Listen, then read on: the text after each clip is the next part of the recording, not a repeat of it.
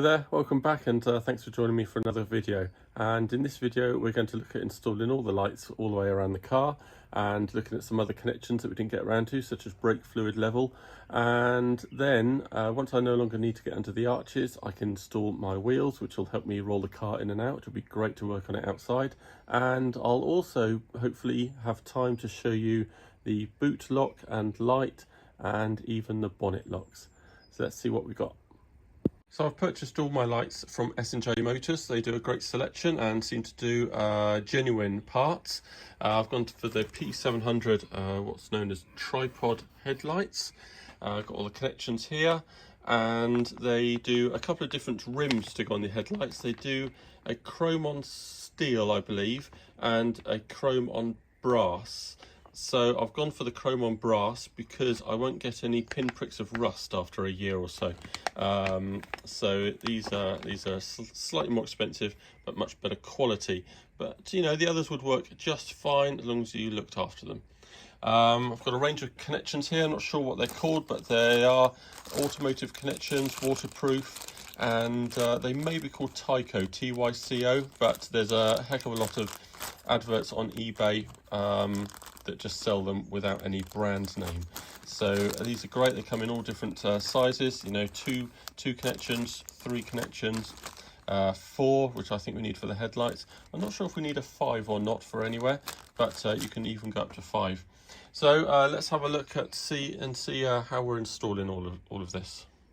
All right then, so before we get carried away with fitting the headlamp unit into its fitting kit, first of all you need to disassemble the fitting kit and take this ring off of the front, and we need to mark up the holes.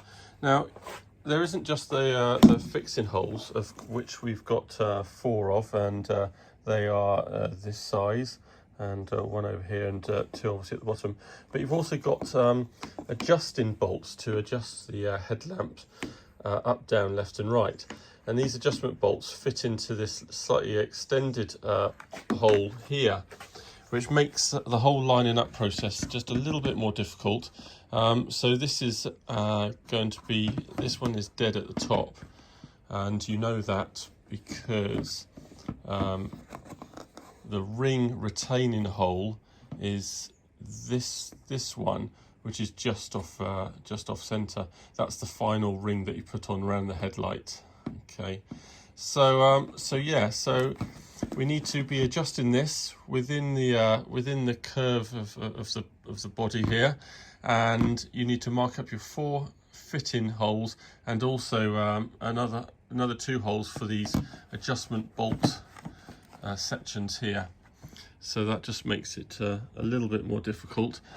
So I'm going to line this up best as I can, make the holes.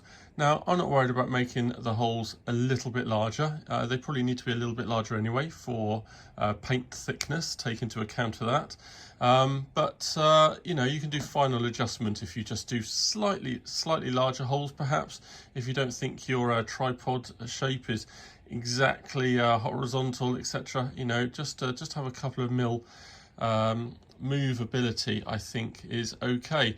The 4 actual final fitting holes are going to hold it in the headlight plenty tight enough with the kind of spring clip retainers that are behind the screws.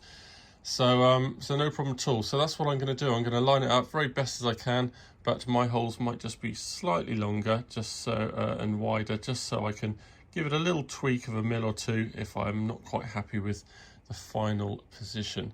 So I'm going to get on with that, and then we'll fix the headlights into the body. Okay, so I thought I'd post a video of this contraption that I've come up with. Basically, I've lined up this headlamp unit as best as I can. Yes, it looks dodgy as heck, but it's not stupid if it works.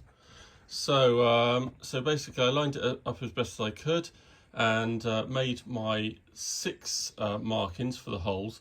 However, now I thought I'd do the first 2 holes for these indents here, and that just enabled me to line it up a little bit better now that with this fitting unit shell flat against the body. So now it's flat against the body. I made this left-hand one just slightly larger, and that just lets me just tweak it a little bit and get that bubble absolutely level. And I'm pretty happy now with the spacing all around this fitting now, this shell.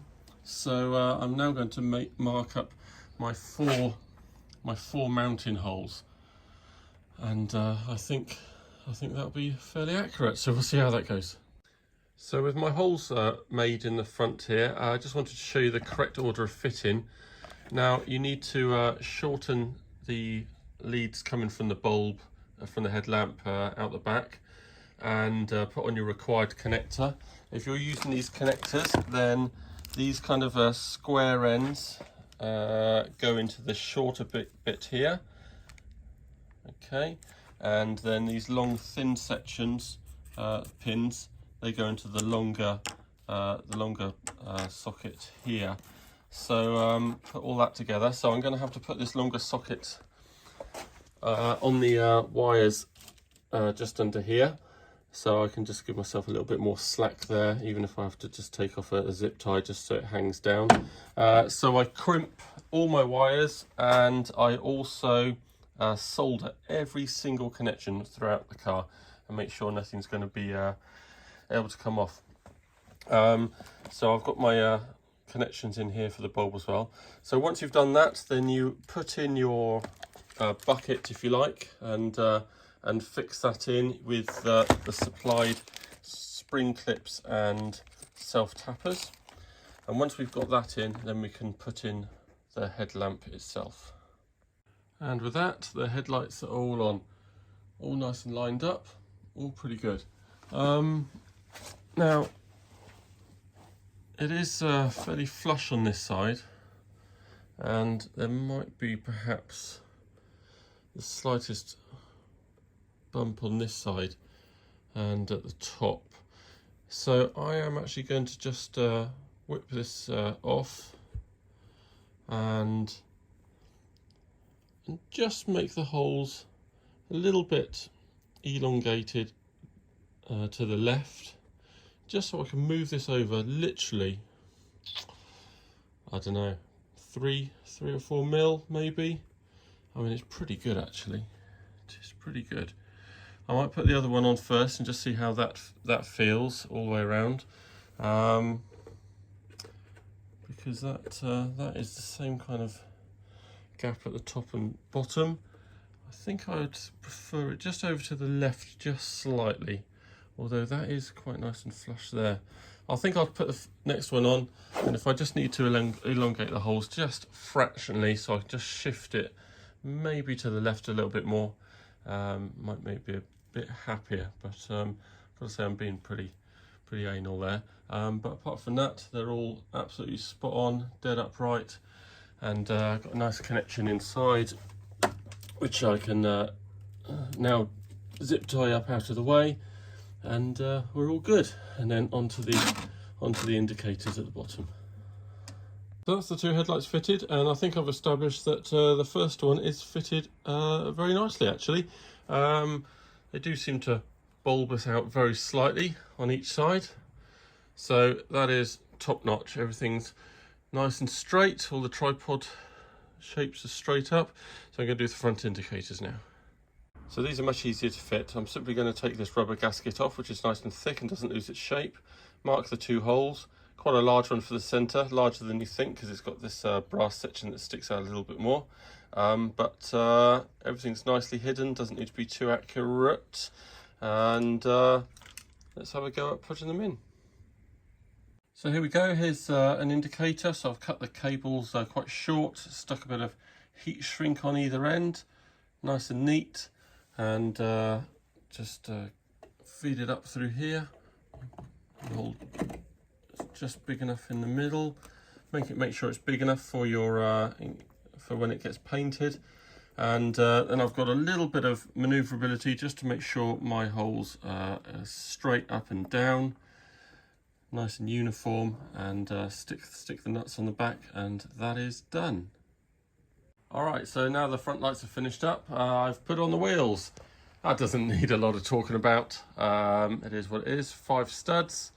The wheel covers, the stud covers, which are really nice, and the spinners on the edge. So all looks good. Look after them, don't scratch them, and they'll look good for years. So with that, I'm onto the back end, and we're going to be doing the rear lights now, and probably the battery kind of holder, and then I'm going to do all the locks. So I'm onto the rear now, and just looking at the wiring for the lights now. I've made the holes. I don't know if any of you are going to be a bit confused. They split off here for the offside indicator, offside brake, offside rear, but on the near side they've grouped it, near side brake and rear.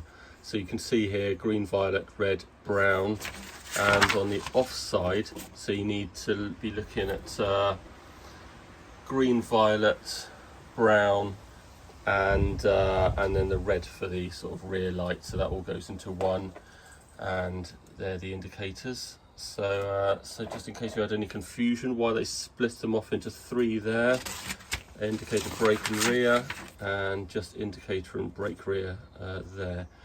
So that's all good. So I'm going to get on and put plugs on there, solder, and we are finished with the rear. On with the boot light next. I like to do this next because it can help line up where your boot handle will go.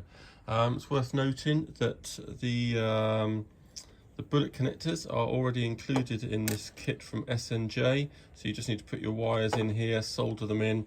You can see here there's a bullet connector already in this little brass connector, so you just pop that out and solder your wire into it and reinsert.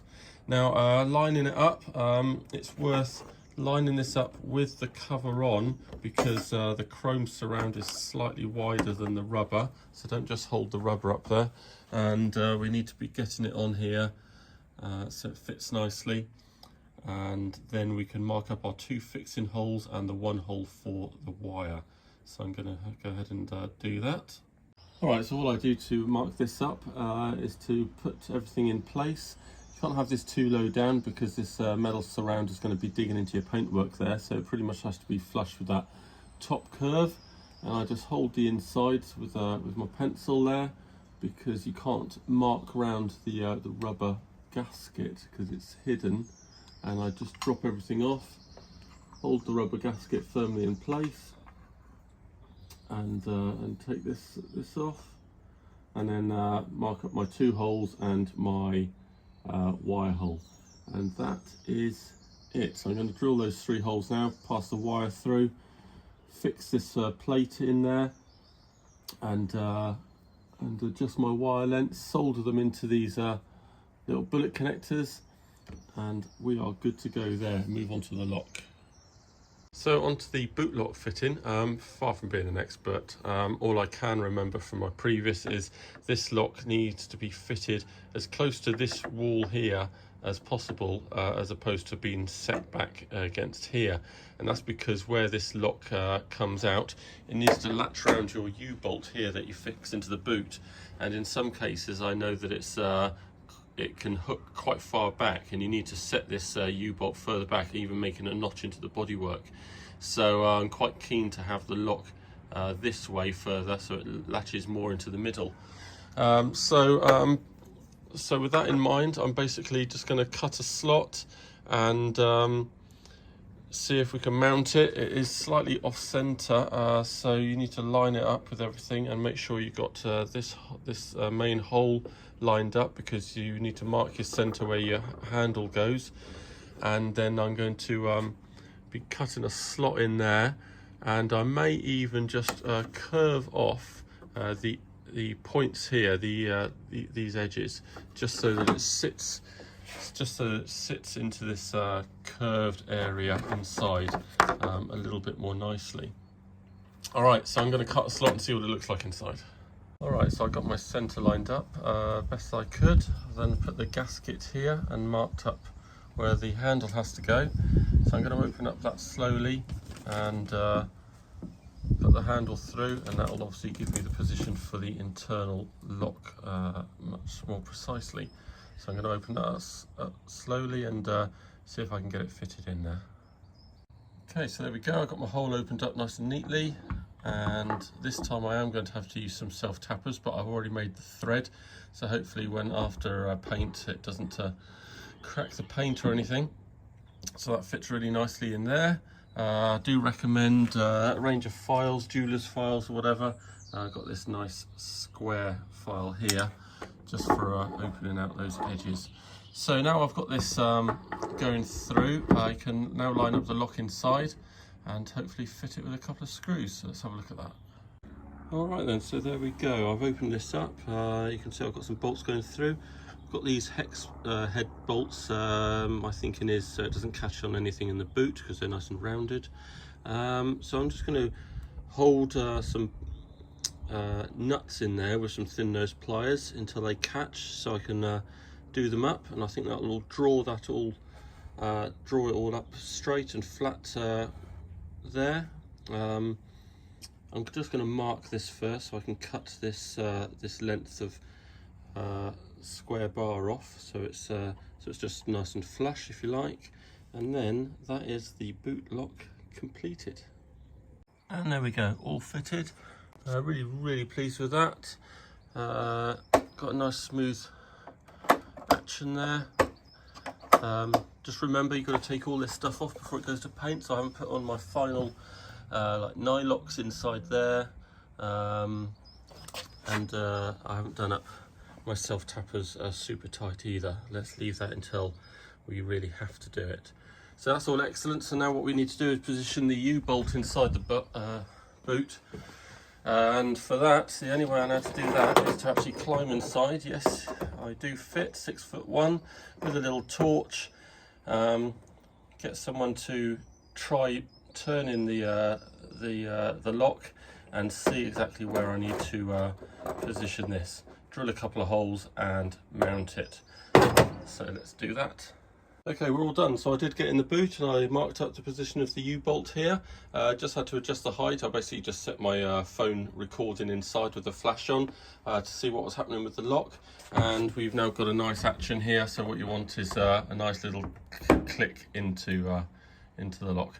Now I'm obviously going to change the position of this handle so it locks in a flat position and open is in this position. So I'll just move that around and we are all done. And there we go. Oh, that way around, and lovely jubbly. Phew, that was an effort. Should we get on with something else? How about the bonnet locks? Alright, so onto the bonnet locks. So as per the instructions, I've marked 10 inches out from the centre line. I'm just going to whip the bonnet off and check where the main rib is underneath, and measure that distance where the rib is into the middle of it, mark that on top, and drill a hole straight through. Do that on the other side and make the shape of the locks much like the boot lock shape. It's a circle with little notches either side to help locate the handles. So I'm going to see how that looks. Alright, so the ribs were about 6 centimetres back, so the other one looked good as well, 6 centimetres back. Marked them all up, taken some measurements from other points, not only the centre line. I've taken measurements from corners of windscreens, and you know, the other centre lines I got marked, and all sorts of places, and you know, it seems pretty accurate. And I'm going to be very happy just making those 2 holes. Now the reason I'm not making them from the rib side is because you can hold the drill, I guess, at a slight angle, accidentally not quite straight on, and I don't want the hole to suddenly appear in a slightly different place. So I'm making the holes this side after the careful measuring, and I think we'll be okay. So let's get on and do that, and then I'm going to shape the holes and show you what it looks like. So there we go, a little bit of careful opening up, just like on the boot, and yeah, pretty happy with that. Need to check out the underside in a minute, but I'm going to do the other hole first and fit it. But we are all nice and square, straight across the bonnet, looking good. That's another hole well made. Pretty happy with that. Nice and neat. Just a word of warning: don't go too far out with these little tails there to fit these little locator pins, because the holes are really close. So you're going to be drilling holes just next to these locator pin slots. So don't go crazy, just opening it out slowly until it all fits nice and squarely, and then you can mark your holes and drill those. I'm doing about a 3mm. I might open it up to 3.5, taking into account the paint. I don't any issues when I put those self tappers in. So that's all good. So I'm just going to mount that and flip it over and see the state of the holes on the other side, see if they need tidying up, and then we can cut these to length with the lock-in parts on the underside. Right, so I forgot, before we cut these to length, we actually have to make a little bit more of the locking system. And what you need to do is make a plate, not like this. This is just a scrap piece, but basic L shape without the holes is what I'm going to be doing. Spray it Hammerite black or something. I'm going to make it kind of like this. It just fits with 2 bolts or something underneath here. Yeah, I'm going to measure it. I think it only needs to stick out about across here, and I might just upturn the edges just so that the locks can kind of catch and slide underneath and hold the bonnet firmly down.